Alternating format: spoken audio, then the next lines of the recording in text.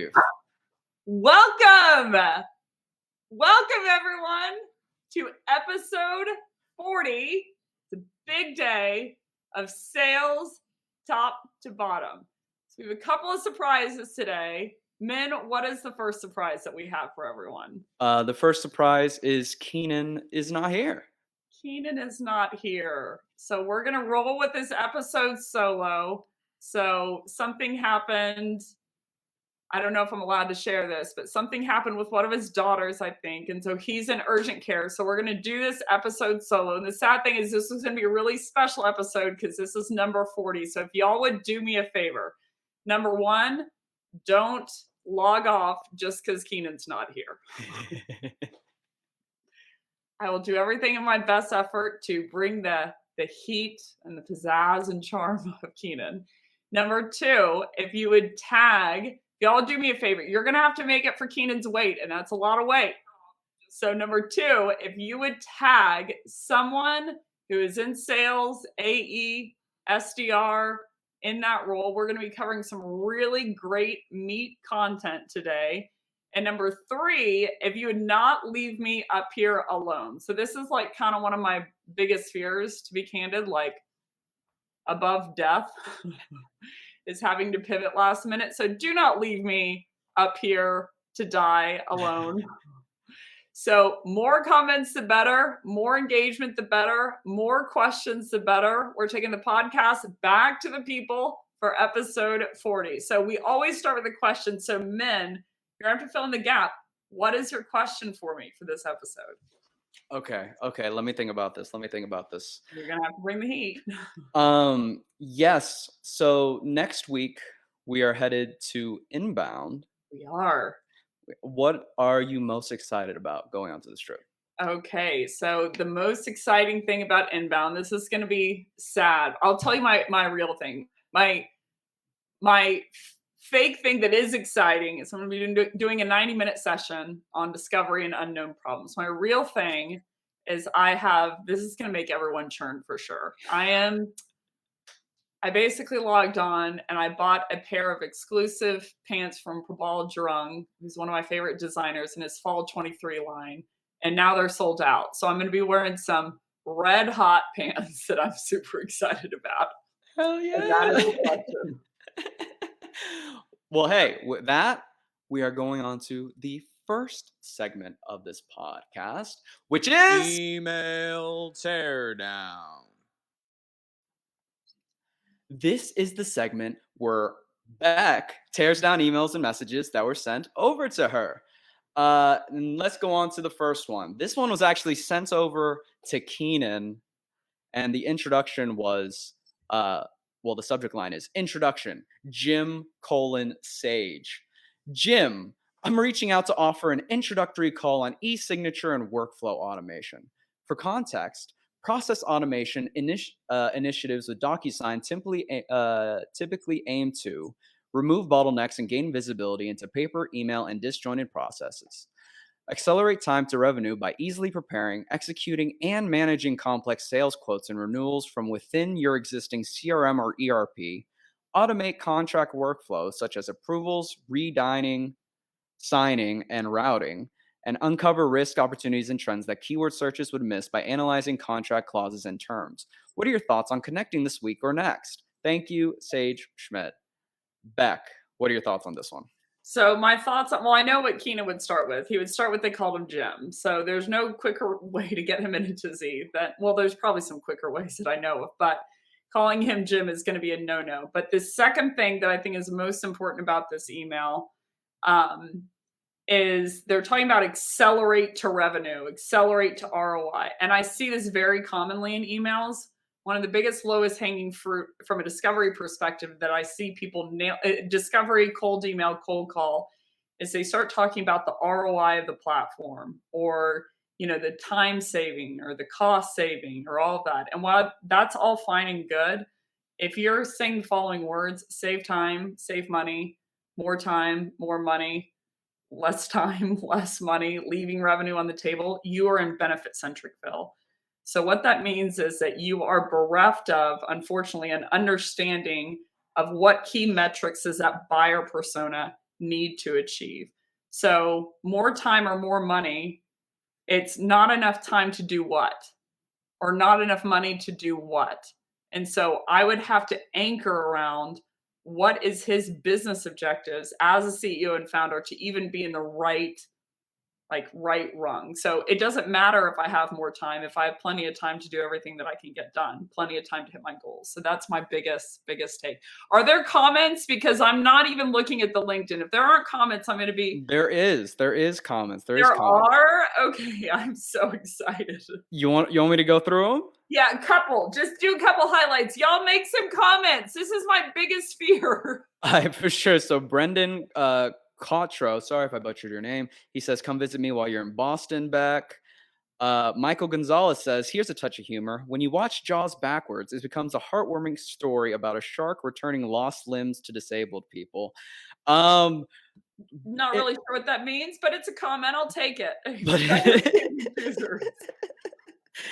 And oh my goodness, this is a long one from Scott Cronin, frequent follower of Flip the Script. Why don't we do that in the second section then? Let's do Scott's comment in the second section. We only got a minute and 39. We got to get through both emails. 100%. This is the hold up. This is the next email. This one is their company intro, and it says, "Hi Becc, writing you from our company, a full-service PR and digital marketing agency.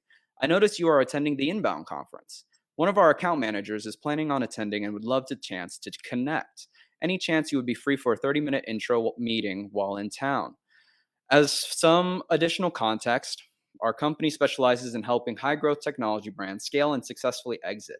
We have experience across a number of industries," says all the industries that they work in, "working with brands including Indeed.com, Progress Software, Coupa, HubSpot, etc., and many others.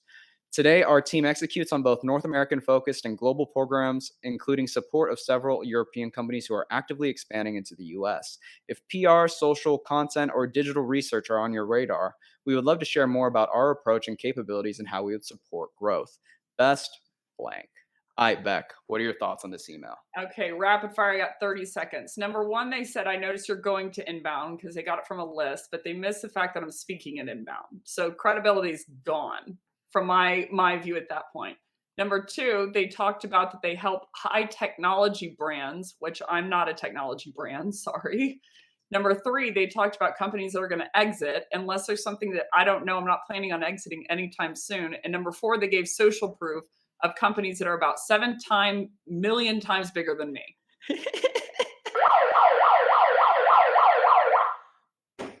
30 That's minutes. it. I'm just going to punch it at that. Keenan, we're going to stay on time. And this episode, we're going to stay on time. Next subject, man. The most punctual podcast in history. By the way, this episode, there was going to be a surprise. The surprise is this episode is going to be anchored around gap selling and problem-centric selling topics. So I'm going to try and do these topics as much as I can, bereft of Keenan, sans Keenan. So that's kind of the theme of today's episode. So let's go on to the next section. And with that, we're on to the next section, which is sales mythology. This is the segment where Becc will demystify common myths in the sales industry. And the first myth of today is you should go after the future state at the start of the discovery. Becc, what are your thoughts on this one? Yeah, so there's two basically states within the infrastructure of gap selling or any kind of methodology. There's current state and there's future state. So the current state is going to be all the things that are true today, currently. And the future state is their ideal outcome that they're trying to do. Oh my gosh, Keenan's here now. Keenan just logged in, and now Min's out. Min restructured it so there's only 2. So you kicked him in out. That's you're fine. You stay on here. Did you see what the episode, what the content is covering? Okay, so I think Min's actually still on the screen. So I'm just going to keep going. So the theme of today is gap selling and problem-centric selling. That was a surprise. I cannot see Keenan, but Keenan, if you're on the... I'm not sure if Min is live or if you're live. I'm really live. Not sure. I am live. Keenan, if you sign into the other account, I could bring you on right now live. Okay. So I'm gonna call Min and see if you're live or if he's live, because I don't know if I should keep going. This is my biggest wait, hold on. Min, look at your phone.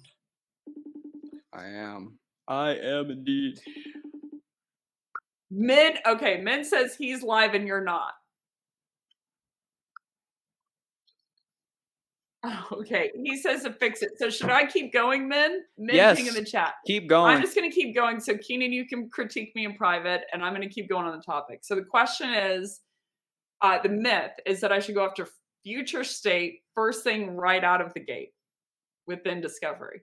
So the two states, if you will, within discovery are going to be current state and future state. Current state is going to be all the things that are true currently within the current setup and setup for the customer. And the future state is the outcome and ideally where they want to go. So the mistake that I see most reps making within discovery, and I hope that Keenan would agree with, he's critiquing me in private, essentially, is they go to the future state and where someone wants to go, but they don't anchor in around currently where are they today. So they have no idea of two things. Number one, the gap that exists, because the gap is only going to be between where you currently are and where you want to go from an outcome perspective. And then number two, oh, now we're in triple stage. Number two, you are bereft of all the things that you need to fix from the root cause perspective to be able to alleviate the current state, change the current state in a way that will be able to get you the outcome in the future. So most reps will say like, okay, so tell me about your SKO in the future. Tell me about the event that you're having, in a couple of months. And they'll anchor all of their questions around where does the prospect want to go hypothetically in the future, but they don't anchor in around all the things that are currently true about the organization today. So for instance, within a selling infrastructure, how many reps do they have?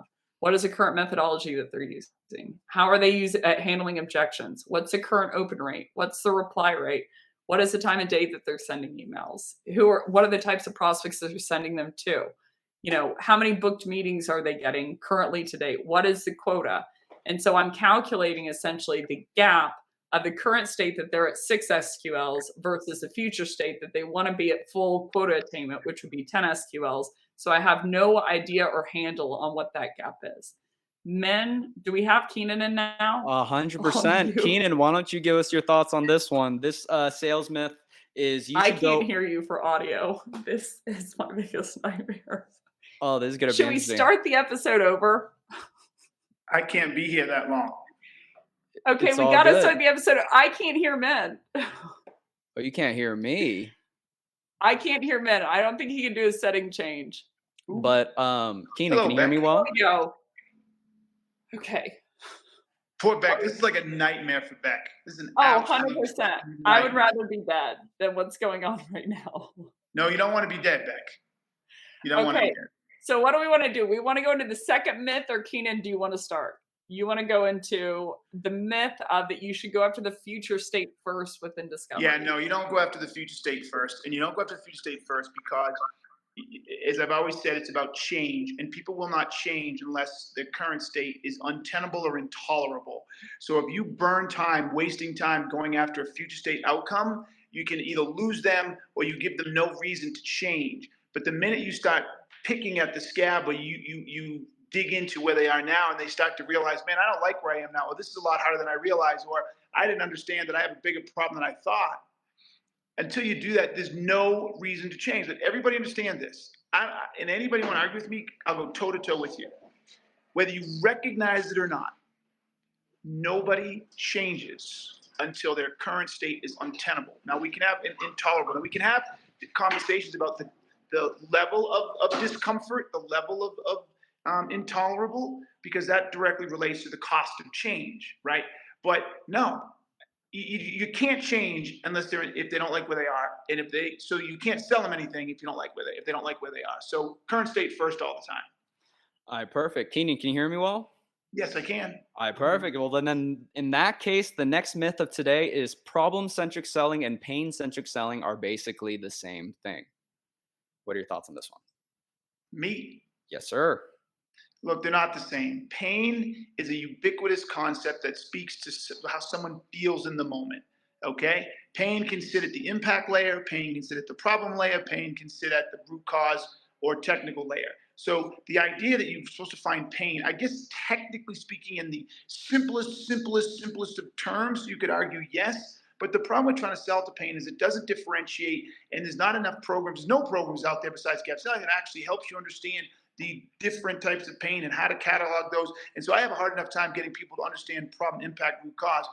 I'm dead in the water if I'm trying to get them to understand pain 1, pain 2, pain 3, pain 4, pain 5, pain 6. So no, they're not the same, right? Problem is the specific business aspect that drives you to pick up your head and say, wait, something's wrong here. And your ability to find that business problem acts as the catalyst to why you should even evaluate what's happening and what's the impact if I don't change. It sits right in the middle.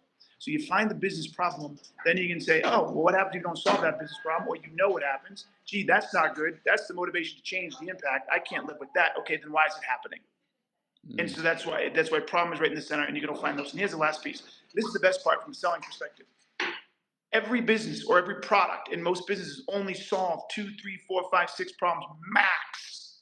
So it's easy to go find them. If you try to find pain, they're infinite. You don't even know where to look. It's overwhelming. I think Min's frozen. Am I frozen? It's fine. I'll dig in.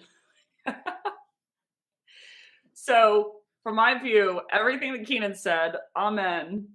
The other things that I would add is pain-centric selling. The difference between it and problem-centric selling is pain is any kind of negative experience, and a problem is going to be anything that you want to solve or solve for.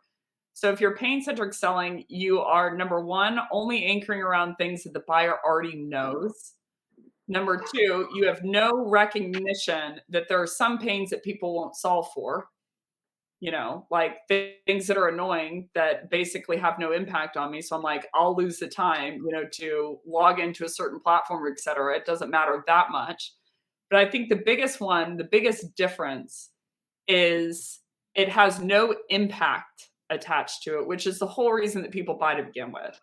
So impact to me is just kind of an extended pain. You might have a current negative experience that's unfortunate. Like when I was using my phone back a year ago, I had the pain of I was losing a lot of charge. Was that painful? Yeah, it was super annoying. But I had a whole bunch of remote chargers that I could take with me. But then whenever I registered for the New York Marathon, all of a sudden there was an impact that was big enough that mobilized me to buy. It pushed me over the line. So like I wasn't willing to buy a new phone and go through all that pain of change and learning a new phone and blah, blah, blah until that marathon. And the reason was if I didn't finish that marathon and if I lost charge in the middle of the marathon, it jeopardized in my head, my mental state, so I wouldn't be able to finish. And if I didn't finish that marathon, I had a long history with running, but I was terrified that I wouldn't. And if I didn't, I was going to think that I was a fake for the rest of my life. You know, and it was going to screw with like my mental state. So that impact was the thing that mobilized me to say, okay, this impact is big enough to where I'll buy. We're back on track. Impeccable timing. We're back on track. Episode 40 is lit. Well, with that, we are on to the next segment of this podcast, which is Take it or leave it. This is the segment where I introduce common sales tactics, and Keenan and Becc let us know whether they would take it or leave it. And the first one of today is defending your price to a buyer. Keenan, what are your thoughts on this one? Take it or leave it? It depends on how you define define defend. Depends on how you define defend. So if we're defining defend as explaining why it's worth it, I guess I take it. And the only reason is my gut is say leave it, but here's why. It's just a weird definition. If you properly gap sell, you are so well positioned to defend it. And sometimes you just have to. Sometimes people get caught up in their own world. They're like, oh, wow, that's a lot of money. And I just simply have to say, well, I'm confused. You told me you're losing this much. You told me the impact is this. You shared if you didn't address this problem. that you may not get your second round of funding. You told me it could jeopardize going public. You said it could, impact your ability to open new offices, blah, blah, blah.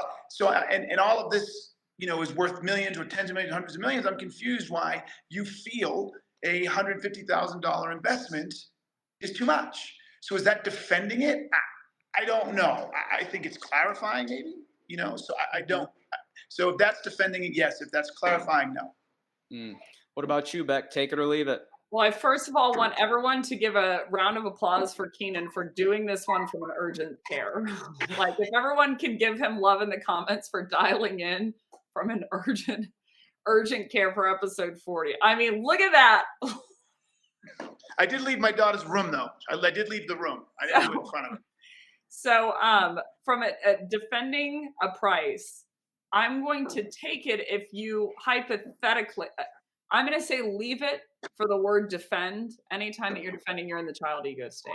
And I'm going to leave it how most people would think about defending their price. Yes. Think about defending their price based on, oh, well, my tool is so great. And don't you see the value of it's awesome and it causes so much ROI. But I'm going to leave it in, or the opposite one. Take it. I'm going to take it. Sorry, I'm going to leave it for those two. But I'm going to take it if it's you're defending against the size of the problem that they need to solve, which is where no one gets. That it's not, does this tool work or is there ROI? It's, does it solve this massive problem? And if you're defending, to kind of Keenan's point in his book, like that buying this tool will alleviate a huge problem. If buying a $2,000 tool will alleviate a $200,000 problem, then that is hypothetically how you would think about it from a business perspective. So I'm a take it if it's that, but I rarely see it done as that. Okay, the next one of today is trying to persuade a buyer in discovery. Becc, take it or leave it. I'm gonna leave it. I saw a post about this and they were like, isn't persuade and influence the same thing? We should persuade people. And I'm like, yeah, but persuading has a negative context. So I looked at the difference. Persuading is trying to make someone believe something. And influencing is affecting something by the way of changing it. So a doctor influences. They find a misdiagnosis or a misdiagnosis and they change the buyer's behavior because they found that. Doctor's not trying to persuade a patient of anything, but they are trying to influence them by a way of change. So persuading a buyer, I'm a hard leave it. What about you, Keenan? Take it or leave it. Leave it. The persuasion isn't supposed to happen in the discovery. No. I can't see how much time we have, so I'm going to get set up for the horn. But my daughter's in the room right now, and the doctor was so good. He sat and asked question after question after question after question after question. At no point in time he started talking about trying to solve it, and you should consider this and you should consider that. He just kept asking questions. He's not sure what it is, right? He's not sure. So he's not offering any solution or anything. Now, when he comes back, he will, but no. Do not do it in discovery. It's the learning mode. We should go into the doctors can't. Go ahead. Third one. Oh, the third one is selling based on a buyer's emotional state. Keenan, take it or leave it. I'm not sure what this means, but I'm going to say, I already know where I think Beck's going with this. I'm saying leave it if you're trying to push their emotional buttons. But if you're gap selling, believe it or not, that's all you're doing is selling to their emotion, because as you build the size of the gap and they start to understand the size of the problem we're in, the term intolerable is an emotional term. Sorry, keep going. No, that's okay. I can't see, so I knew it was. Yeah, I get you. Yeah. So the whole point of gap selling is to drive enough emotion around the problem that they recognize that the lack of addressing it or fixing it is more problematic than not. But the flip side is, if that emotion isn't there and their problem isn't big enough to fix it, salespeople need to say, hey, this you shouldn't do anything. You're fine. Don't at least don't go with us. Either don't do anything or do it yourself. So the answer is yes, take it, but not the way everybody takes it. Okay.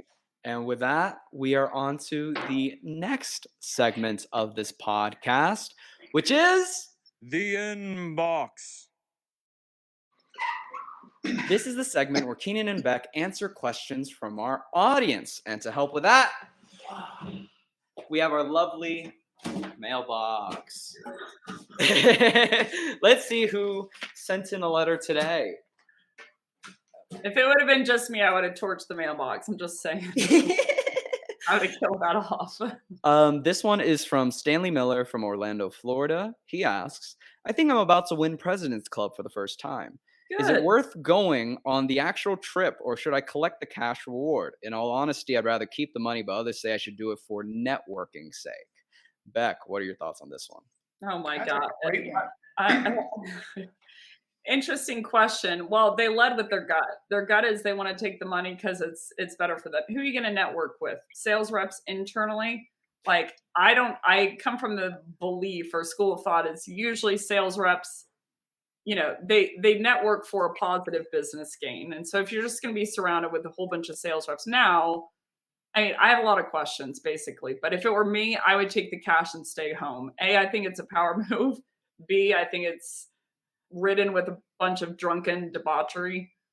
Number 3, I don't think that prospects are impressed when you put that on your LinkedIn profile. And number 4, I don't think that you build any relationship talking over 16 Mai Tais with your boss about some idea that you had 17 months ago and how you should absolutely do that, man. And like Leonard Skinner's playing in the background. So I'm stay at home, take the cash, buy some clothes with it is my take, Keenan. So a couple of things. First, I'm curious where it is. Okay, if it's something stupid like Vegas, okay, that's different. But I'm a huge fan of experiences, and if these are done right, they should be places that you're probably not going to pay to go yourself. Like one of mine one year was at Safari in Africa. I would have been an asshole to miss that, right? So I think where it is plays a role. I think secondly is, what do you want out of this organization? Are you short on this organization and you're going to be getting a new job in 2 to 3 years?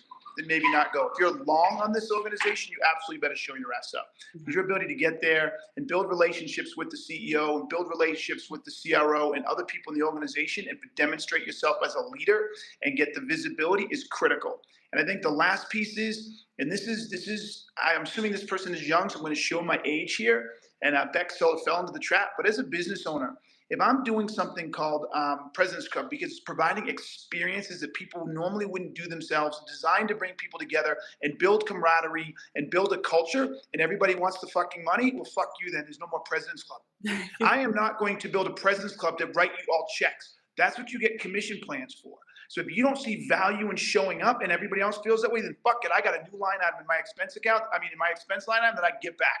Because these things are expensive. If you don't see the value, fuck it. Don't go, and I'm taking it all back. So be real careful. Amen. Amen. All right, we're on to the next question of today.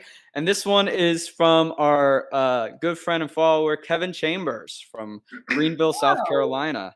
He asks, I'm struggling with when to ask problem questions versus process questions in my discovery calls. Too often, I'll get stuck in process questions up front, which goes nowhere. However, if I try to ask problem questions up front, the buyer seems to revolt and go into child ego state. How can I get better at this? Keenan, what are your thoughts? You see what he said, child ego state. He should get a popsicle just for that alone. Right? Well done, Kevin. Look, here's my take. And I don't mean to dog you, Kevin, but if you're asking a bunch of process questions and they're going nowhere, one of two things is happening. Either the customer has no problem and therefore get out, or you don't understand the problems that come from those broken processes. So if you're asking broken process questions, you should be able to uncover what's broken in that process and be able to say, oh, well, because that process is broken, use sales example. Oh, so your sales team never updates Salesforce. Tell me more about that. Do you find then, therefore, it's more difficult to forecast because you don't know what deals are good, what deals are not? No, we don't have a hard time forecasting. Okay, do you find a whole bunch of deals slip and some pull in and that saves your ass? Actually, that is true. So you're not forecasting well. It's just that you get some in and some out. So you're just kind of getting lucky. Good point. Didn't see it that way. So if you can't see from a process question how that formulates into problems, and that's on you and you need to study, or there is actually no problem because the answers to the process questions are good. Starting with the problem question, it should only be 2 or 3, and then you should be able to go right to the process questions about why those problems exist. Becc, you got 10 seconds. You want to close it out? No, I get a reprieve because he can't see the timer. Yeah. That's something I would do to him, but not he would do to me. True. So it's porn, not knowing. You clear. That wasn't me getting the horn, but I do have a take here. 100%. Go on. Go on. So I think what Keenan was saying was dead on of you shouldn't just be asking questions just to ask questions. So when I'm asking a process question, it's to uncover a root cause. That I'm like, hey, are you round robining your leads when they're demo requests? I'm not asking that to look smart. I'm asking that because if they are round robining, there's probably a hemorrhage of their inbound demo requests. If I'm asking like, how are you allocating territory, or what time of day are your reps typically? Can you tell me about the process of when they're crafting outreach versus when they're sending outreach? I'm asking that to diagnose if they're sending it Monday, Tuesday, Wednesday morning, that it's usually a root cause that they should be sending Wednesday, Thursday, Friday afternoon, and that will drive the numbers. So I love what Kevin said, that going for the jugular with the business problem right off the bat, it can make buyers a little uncomfortable. That's why they say like, hey, you should tell the truth to your doctor, because there's some things that it's really uncomfortable to tell people. A business problem included, like, hey, I'm missing quota and I have for the last 6 months. So usually people don't want to lead there, but I think to gain credibility and gain that rapport with the buyer is by asking the right process questions that help you. The reality is that if I were to ask you a certain amount of process questions, I could probably get a skinny on what the business problem is. If I ask you a whole bunch of things about like what you're eating, when you're eating it, how much you're working out, I can take a wild guess from like a weight perspective without seeing you.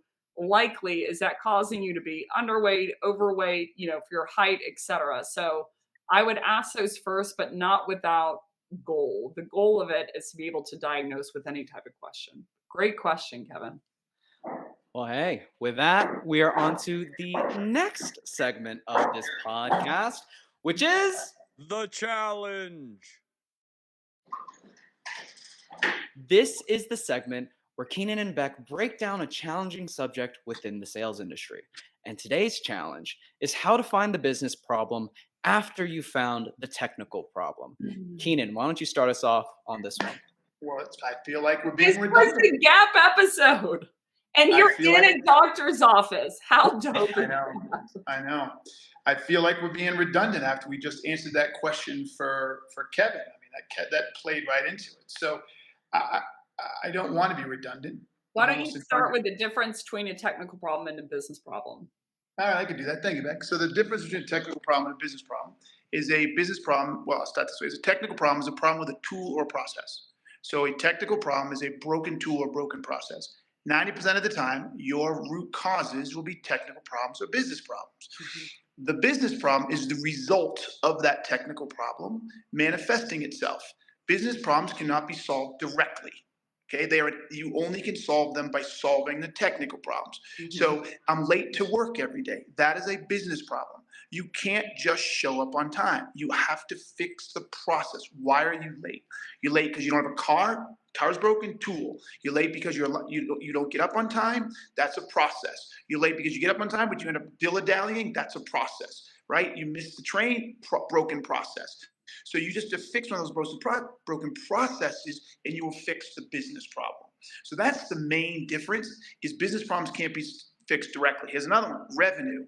Revenue cannot be fixed directly. Yeah. If you're missing a revenue target, you can't just walk in and say, "New revenue, please." You have to figure out what's broken. Business problem. What technical problem is broken? Is it a broken process, broken tools? It's all the above. By the way, people are processes or tools, however you want to look at it. So that's the difference. And I'll toss it off to you, Becc, from there. 1 sack of cash, please. Yeah. I'll have a sack of cash thing, the pot of gold. So kind of building off of what Keenan said, when it comes to technical problems and business problems, what I have found, and I'll never forget when Keenan was explaining the difference to me. I remember we were walking and I was like, what's the difference? And technical problems is where I'm going to be nice and say 99% of sales reps live, breathe, eat, and die. Is they're like, my alarm clock's broken. And they're like, great, we sell those. And they're like, how broken is it? Is it really broken? And then like they're pain-centric selling, and then they stay there. About 1% trip ass backwards, so to speak, into a business problem. But the business problem is to Keenan's point, the metric that they're looking to affect that's tied to their buyer persona. So it's a lagging indicator, whereas a technical problem is a leading indicator. So I can't just drop 50 pounds. I can't just buy that online. Like, I have to change a certain amount of leading indicators, the way that I'm eating, the way that I'm working out, et cetera, to affect that lagging indicator.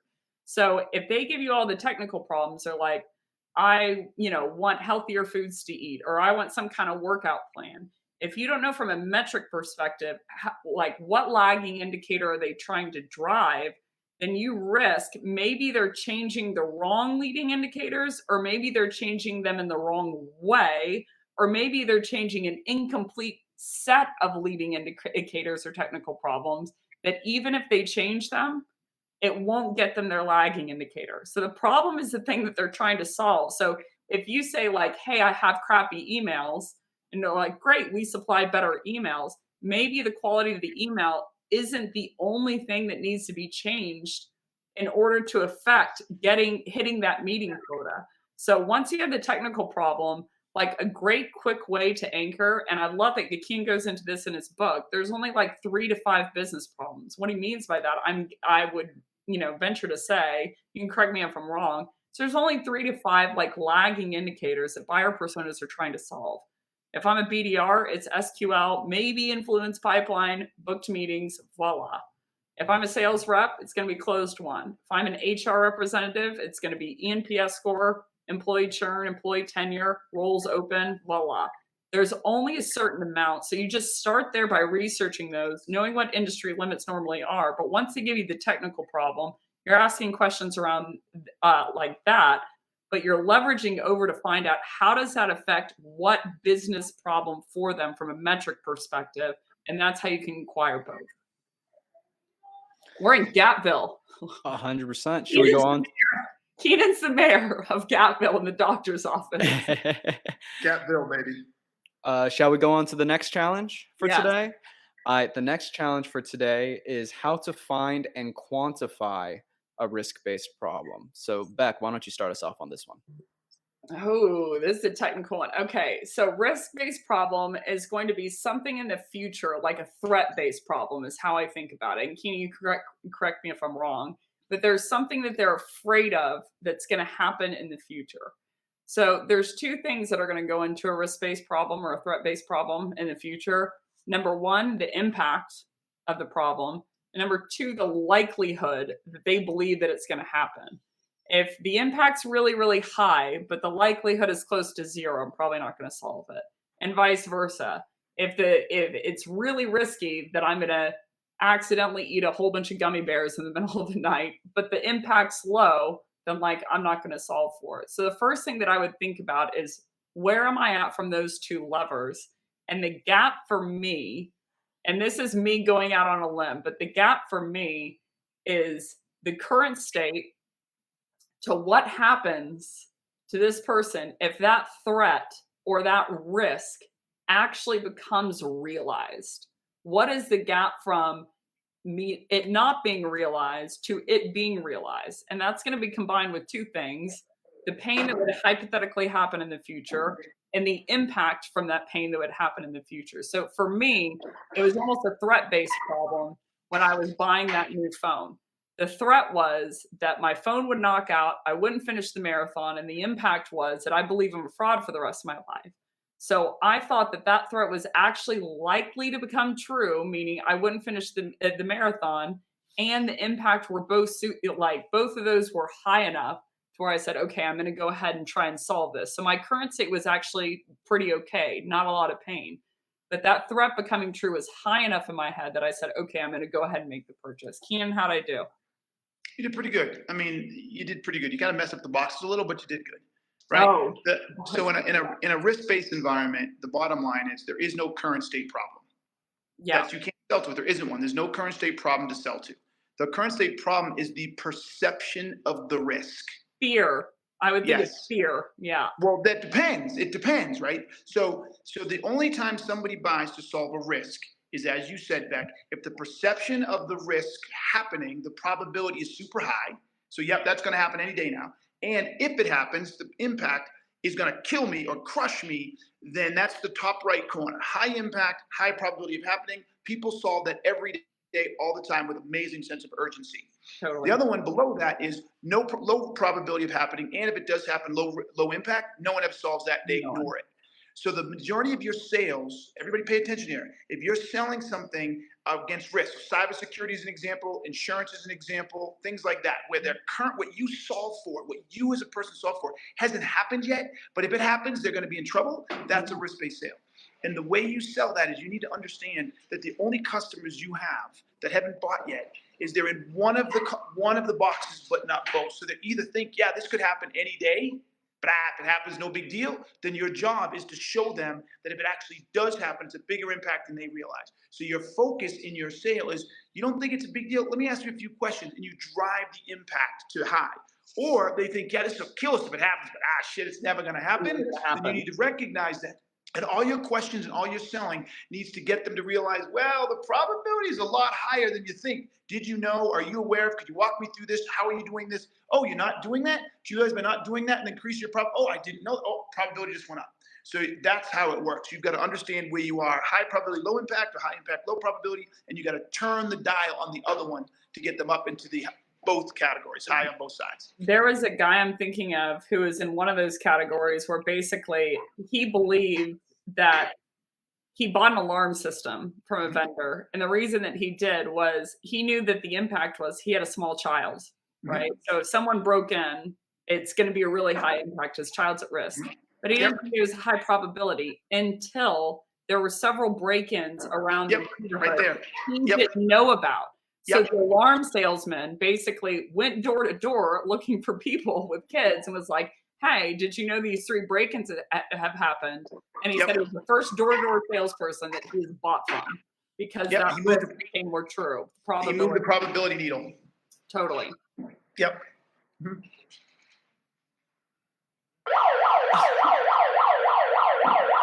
After 40 episodes, men, have you learned nothing? We are experts at the horn. I know. I don't even know what I try anymore. But with that, we are on to the next segment of this podcast, which is... Oh, listen, just one more thing. This is the last segment of our podcast where Becc and Keenan share what's on their mind and give us their closing thoughts. So, Keenan, why don't you give us your just one more thing? Yeah, my one thing, I'll make it short. It's powerful. Several times last year and over the last 12 months for sure, and maybe the last 18 months, I've gone on the record, but not as powerfully as I wish I had, that said I think outbound's dead.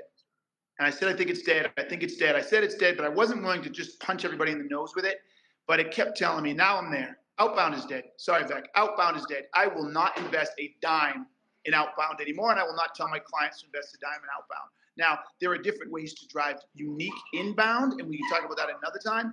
But the idea of SDRs and outreach and sales loft, dialing for dollars and all of that to think you're going to build a business around that is dead. And here's the best part. I know there's a bunch of people out there who are going to be outliers and tell you it works for them, but I don't play the outlier game. Because there have been people who've jumped out of airplanes and survived with a parachute not opening. I'm not doing that anytime soon. So in the main, outbound is no longer a good investment, and it's time we change. Ooh, Intéressant. Spicy. Okay, Becc, what is your just one more thing? He's a dying man. He's at the hospital, so he's got a lot of deathbed admissions. So my one last thing, and I'm going to try to keep it as short as possible, is I went through one of the best discovery processes I have ever been through very recently. It was yesterday. So long and the short of it is, I was looking for an outfit for a conference next week. And I had walked by one store a couple of times. And I went in and I said, like, hey, I need this skirt and this top in these sizes. She started asking a couple questions. I was like, actually, I have a training. I'll come back later this afternoon. So I came back and she said a number of different questions. But she said, if you don't mind me asking, what kind of event is this for? I said, oh, well, this is for, it's a conference. She was like, how many people are going to be there? And I said, oh, there's going to be a few thousand. And she said, do you have anything picked out already? And I said, I do. I actually bought a pair of awesome dope pants. She said, tell me about them. I said, well, they're Prabal Jarong. They're new red. She was like, what makes them so great? I was like, well, they're interesting.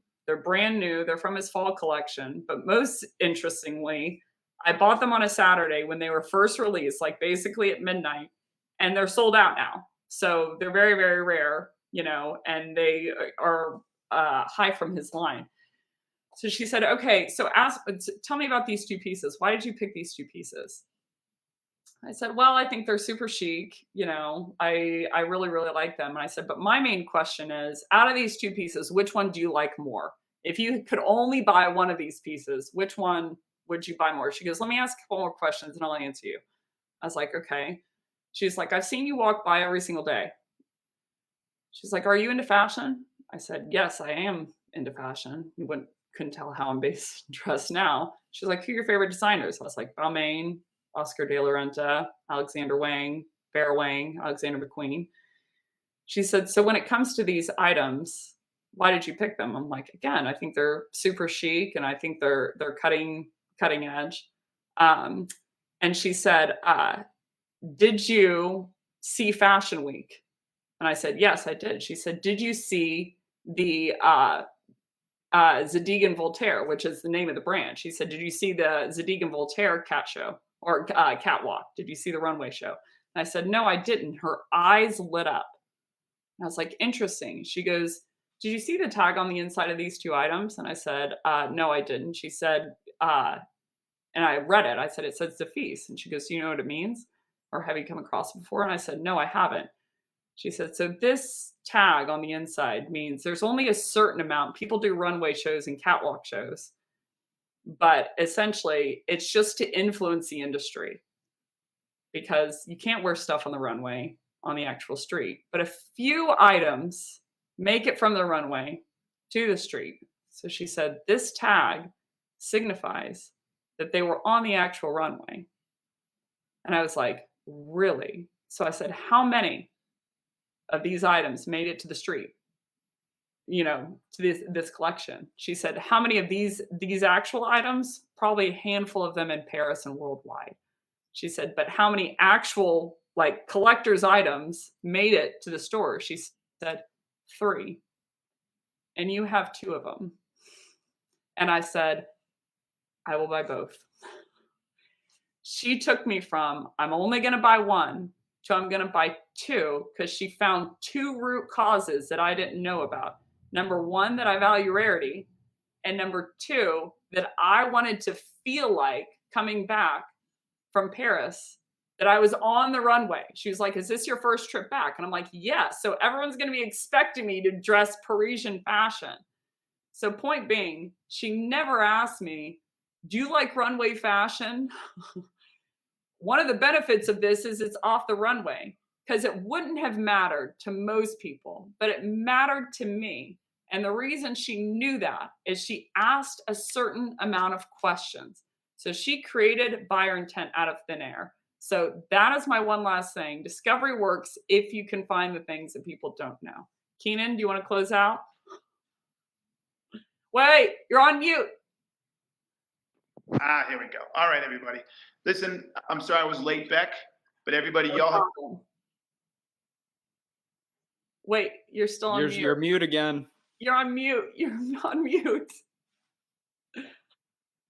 I think he said, I'm going to guess that he said, that's the end of this episode. It was episode 40. It was a lit episode. It was an insane episode. Thank you to everyone for joining along. You have just watched episode 40 of Sales Top to Bottom. See you next week.